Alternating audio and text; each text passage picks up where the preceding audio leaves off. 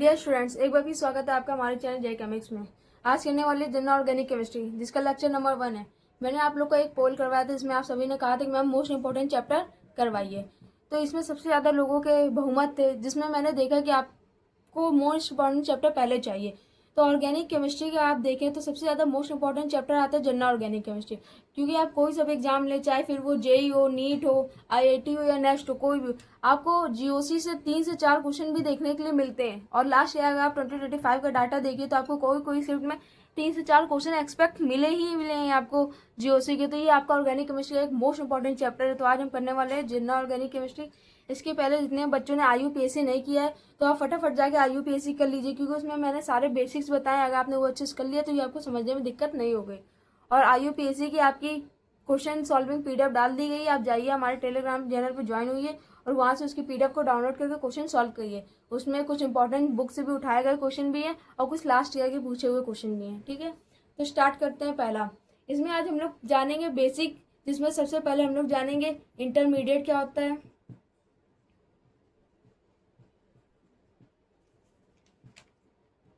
उसके बाद इसके फैक्टर जानेंगे कि कौन कौन से फैक्टर्स होते हैं। होमोलिटिक बॉन्ड, हेट्रोलिटिक बॉन्ड, और लास्ट में हम लोग जानेंगे electron displacement effect. Electron displacement effect क्या होता है। ठीक है, तो आज 5 टॉपिक करने वाले हैं, लेक्चर ज़्यादा बड़ा नहीं होगा पहला। तो स्टार्ट करते हैं फटाफट। सबसे पहले डालिए हेडिंग इंटरमीडिएट।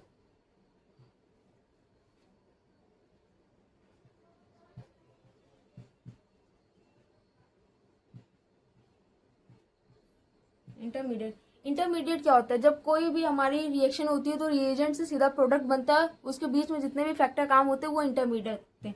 जैसे आपने एक रिएजेंट लिया, ठीक है, अब इसकी जब रिएक्शन करवाएंगे तो हमारा क्या बनेगा, प्रोडक्ट। अब प्रोडक्ट बनने के लिए हम लोग कभी कभी यूज करते हैं हमारे इंटरमीडिएट, जो कि रिएक्शंस को आसानी से और जल्दी करने पे मदद करती है। तो ये 3 तरीके से हो सकता है। या पहला कि नॉन इंटरमीडिएट, यानी कि हमने इंटरमीडिएट लिया ही ना हो और रिएक्शन आसानी से हो गई हो। दूसरा हो सकता है हमारा कि इंटरमीडिएट हो, हमारा एक इंटरमीडिएट लिया हो।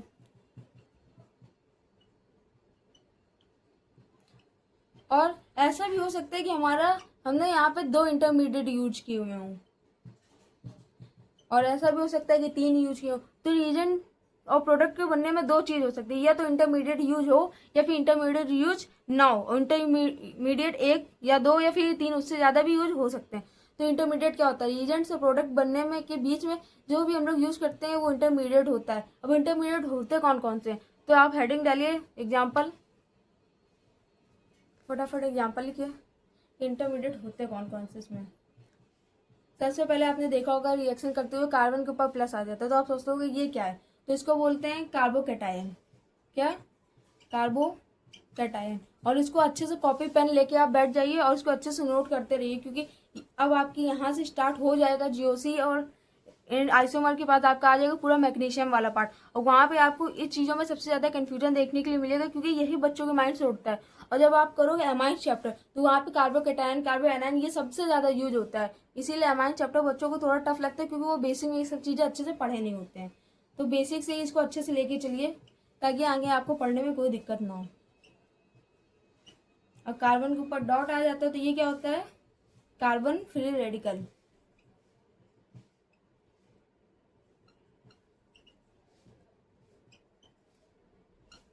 अब कार्बन के साथ प्लस माइनस दोनों आ गए तो कार्बन सिंगलेट।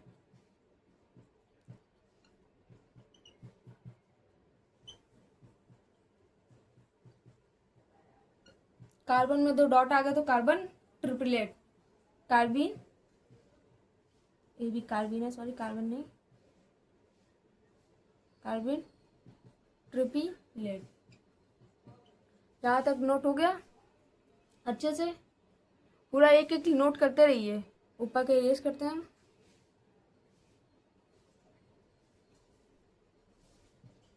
नाइट्रोजन में प्लस माइनस आ गया तो नाइट्रीन,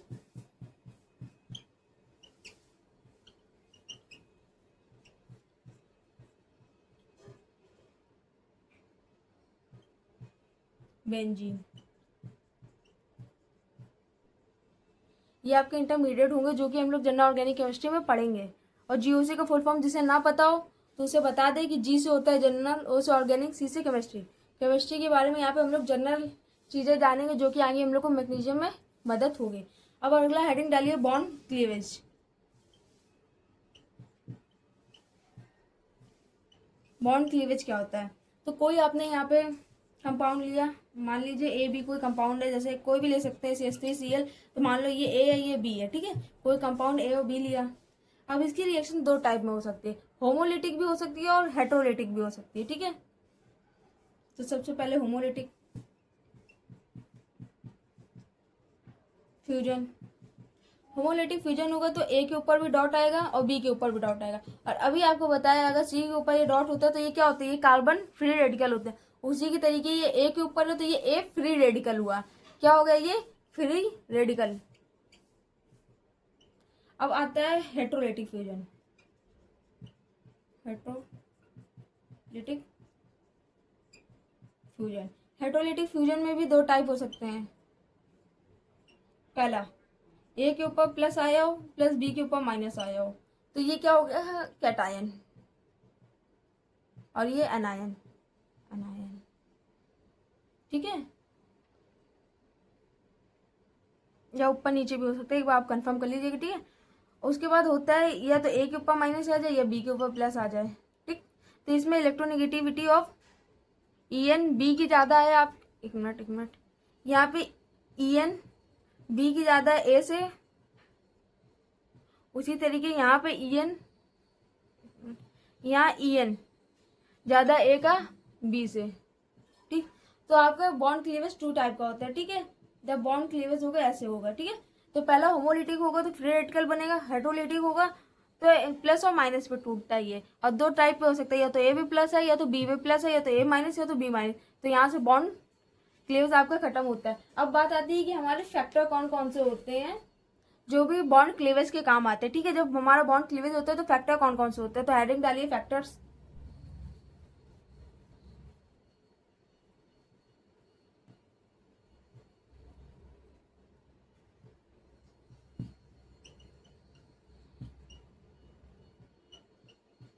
फैक्टर, सबसे पहला फैक्टर होता है सनलाइट और यूवी लाइट। जब आपने 8th या 9th में आप आए होंगे तो आपने एक ग्लूकोज की रिएक्शन पढ़ी होगी, जिसमें आपने पढ़ा होगा कि फूड कैसे बनाते हैं हमारे प्लांट की फूड की प्रोसेस होती है जिसे आप कहते हो फोटोसिंथेसिस। फोटोसिंथेसिस में आपने देखा होगा कि उसमें सनलाइट का यूज होता है। तो वहां पे आपका फैक्टर क्या होता है, सनलाइट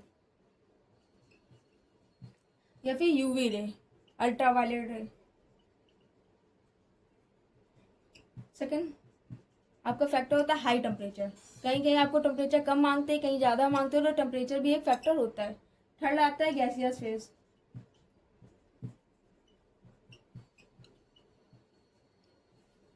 फोर्थ होता है इलेक्ट्रोलिसिस।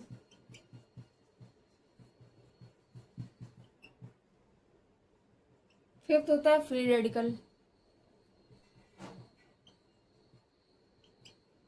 और सिक्स होता है मेटल। मेटल्स यूज होते हैं किसी किसी रिएक्शन में, जैसे आपने अभी 11th में पढ़ी होंगी रिएक्शंस काफ़ी सारी, वहाँ पे मेटल्स का यूज होता है, सोडियम का यूज होता है। फ्लिंकस्टीन रिएक्शन होती है उसमें यूज होता है सोडियम आयोडाइड का, तो उसमें मेटल्स यूज होते हैं, वो रिएक्शंस में मेटल होते हैं। तो फैक्टर कौन कौन से होते हैं, सनलाइट जिसे यूवी रेज भी कहते हैं, high temperature, gaseous phase, electrolysis, free radical और मेटल्स, ये आपके फैक्टर्स होते हैं। अब हेडिंग डालिए homolytic bond.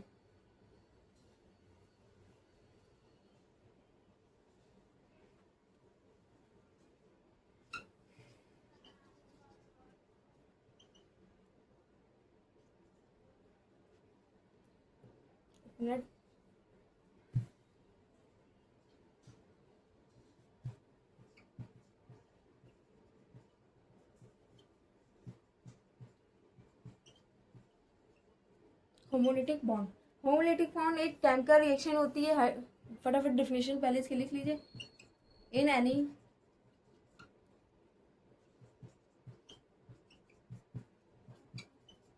Chemical reaction bonded pair of electron are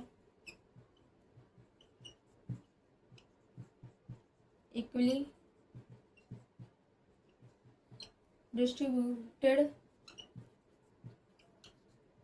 on bond fusion, then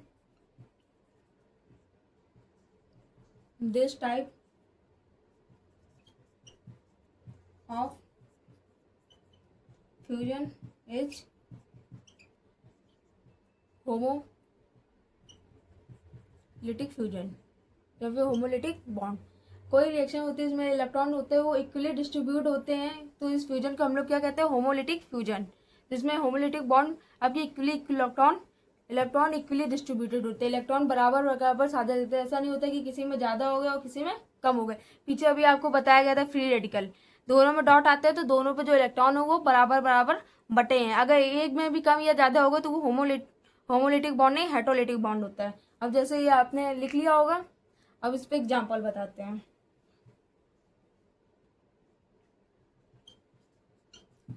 CH4Cl2, जब इसकी रिएक्शन करवाते हैं हम लोग HV क्या होता है, आपकी सनलाइट या फिर यूवी रे, ठीक, HV सनलाइट। तो इसमें हमारे CH3 और Cl बनता है। ये हमारा टूटता कैसे है, सबसे पहले, और प्लस HCl साइड प्रोडक्ट बनता है। CH3 के ऊपर डॉट आता है, एक हाइड्रोजन निकलता है, क्लोरीन से एक Cl निकलता है और इसके ऊपर डॉट आता है। तो यहाँ पे बराबर बराबर इलेक्ट्रॉन डिस्ट्रीब्यूट हुआ, दोनों के ऊपर फ्री रेडिकल आया, तो ये HV की प्रेजेंस में रिएक्शन हुई, होती है होमोलिटिक। इसी तरीके आप कोई और भी रिएक्शन ले सकते हैं, कोई मेटल जिसमें प्रेजेंस हो, जैसे इसी में हम लोग CH3Cl, सेम यही रिएक्शन अगर हम लोग Na, ये मेटल हो गया, मेटल की रिएक्शन जो आपका लास्ट फैक्टर था, करवाते हैं ETO के प्रेजेंस में, तो यहाँ पे हमारा बनता है CH3, इसका क्या होगा, CH3 और CH3 तो इसी पर रेडिकल बनेगा, और क्लोरीन यहाँ से Cl2 या फिर NaCl2 निकलेगा, 2 टाइप ऑफ NaCl निकलता है। तो ये होती है होमोलिटिक बॉन्ड। अब अगला लिखिए हेटरोलिटिक bond.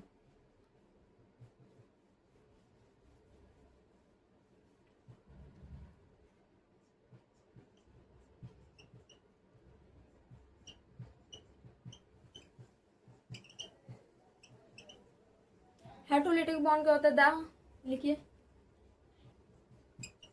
In any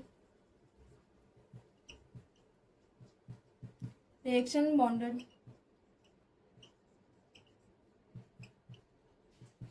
pair of electron are unequally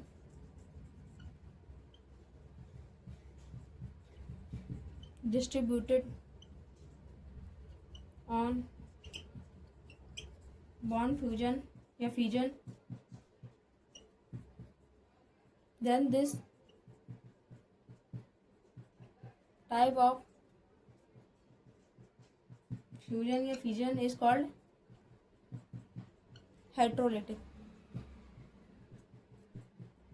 अभी बताया था होमोलिटिक क्या होता है, जिसमें जो इलेक्ट्रॉन होते हैं वो इक्वली डिस्ट्रीब्यूटेड होते हैं। हेटरोलिटिक वो होता है जिसमें इलेक्ट्रॉन इक्वली डिस्ट्रीब्यूटेड नहीं होते हैं। उसमें आता है आपका फ्री रेडिकल, इसमें आता है एनायन और कैटायन। तो होमोलिटिक हेटरोलिटिक की बात आए तो एनायन कैटायन, होमोलिटिक की बात आए तो फ्री रेडिकल, ठीक है, याद रखिए। अब इसका एग्जाम्पल लिख लिया होगा ना आपने, नहीं तो जाइए स्टॉप कीजिए, इसको अच्छे से लिख लीजिए। मान लो इसकी रिएक्शन H2O से करवाते हैं, ठीक है, वाटर से करवाई, तो ये Cl है, ठीक है, यहाँ से ये Cl इसको निकालेगा, यहाँ पे प्लस चार्ज बनाएगा, ठीक। तो ये कैसे बनेगा, इस पे आएगा प्लस चार्ज और क्लोरीन पे आएगा माइनस चार्ज। अनइक्वली डिस्ट्रीब्यूटेड हुआ क्योंकि एक में प्लस है एक में माइनस है, एक ऋणात्मक होगा और एक धनात्मक होगा, एक पॉजिटिव होगा एक निगेटिव, तो अनइक्वली डिस्ट्रीब्यूटेड है। अभी क्लोरीन यहाँ पे है, यहाँ पे प्लस है, अब H2O कैसे टूटता है, OH माइनस और H प्लस में, प्लस वाला इसके साथ जुड़ेगा और माइनस वाला इसके साथ, हमेशा अपोजिट एक दूसरे को अट्रैक्ट करते हैं, चाहे फिर वो रियल लाइफ में हो, ज़्यादा नहीं है इसमें। तो OH यहाँ जुड़ेगा तो ये यहाँ OH बनेगा और यहाँ बनेगा HCl, ये ऐसे डिस्ट्रीब्यूट होगा और ये बनेगा यहाँ Cl। तो ये होता है हेटेरोलिटिक बॉन्ड फ्यूजन। अब अगली हेडिंग डालिए और इसकी लास्ट, इस लेक्चर की लास्ट हेडिंग। आई होप आपको यहाँ तक अच्छे से बिल्कुल एक एक चीज समझ आई होगी। तो इसी तरीके की और भी वीडियो के लिए और इसके सारे लेक्चर्स के लिए हमारे चैनल पर बने रहें। नए चैनल को सब्सक्राइब करें, लाइक करें और साथ ही बेल आइकन दबाना ना भूलें। तो हेडिंग डालिए इलेक्ट्रॉनिक डिस्प्लेसमेंट इफेक्ट। तो पहले इसकी हम लोग डिफिनेशन लिख लेते हैं, फिर आपको समझाते हैं कि होता क्या है। क्योंकि कुछ बच्चे होते हैं वो केवल डिफिनेशन लिखने के लिए ही बैठे होते हैं, बाद में स्पैम करें, इससे अच्छा पहले हम लोग लिख लेते हैं। The electron displacement due to, displacement पूरी स्पेलिंग आप लिख लीजिएगा, ठीक है। Due to the influence of an atom और अ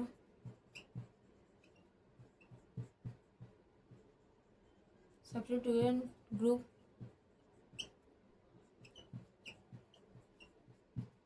present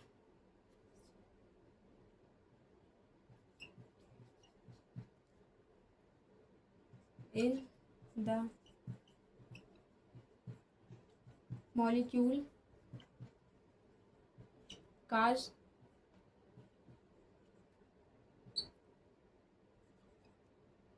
permanent polarization of the bond। आधे बच्चों को इतनी बड़ी इंग्लिश देख के लगा होगा ये क्या लिख दिया मैम, तो कोई बात नहीं, हम आपको समझाते हैं। पहले पढ़िए क्या है। The electron displacement due to the influence of an atom और a substituent group present in the molecule cast permanent polarization of bond. तो जब भी कोई अणु यानी कि कोई मॉलिक्यूल होता है, उसको किसी विशेष एटम या कोई स्पेशल एटम में सब्स्टिट्यूएंट ग्रुप मौजूद होता है तो वह इलेक्ट्रॉन खींचता है। अब देखो समझिए, कोई इलेक्ट्रॉन है, कोई मॉलिक्यूल है, वो कोई स्पेशल टाइप ऑफ एटम हो या फिर कोई भी सब्स्टिट्यूशन जो ग्रुप लगाओ उसको अपनी ओर आकर्षित करेगा, अपनी ओर खींचेगा वो इलेक्ट्रॉन, तो उसको इलेक्ट्रॉन डिस्प्लेसमेंट इफेक्ट कहते हैं, जब कोई अपनी ओर खींचने लगता है। ठीक है, अब इलेक्ट्रॉन डिस्प्लेसमेंट इफेक्ट होता है, ये डिवाइड होता है सम पार्टेड में। इसके अलग अलग पार्ट होते हैं जो आपने पढ़े होंगे, inductive effect, resonance effect, hyper conjugation, वो आता है इसके अंदर। ठीक है,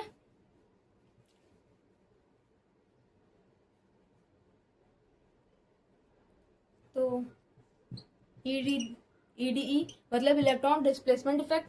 ठीक है, इलेक्ट्रॉन डिस्प्लेसमेंट इफेक्ट दो टाइप के होते हैं। पहला होता है परमानेंट और दूसरा होता है टेम्परेरी।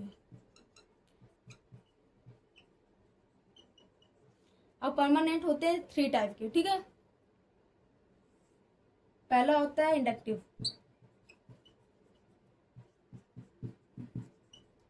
दूसरा होता है रेजोनेंस,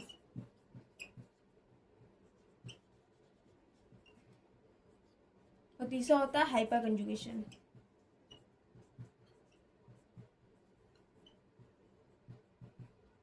टेम्परेरी होते हैं 2 टाइप के। पहला होता है इंडक्टोमेरिक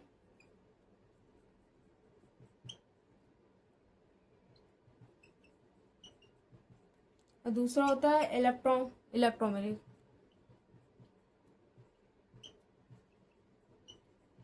तो ये इलेक्ट्रॉन डिस्प्लेसमेंट इफेक्ट 2 टाइप के होते हैं, पहला परमानेंट, दूसरा टेम्परेरी। परमानेंट होते हैं 3 टाइप के।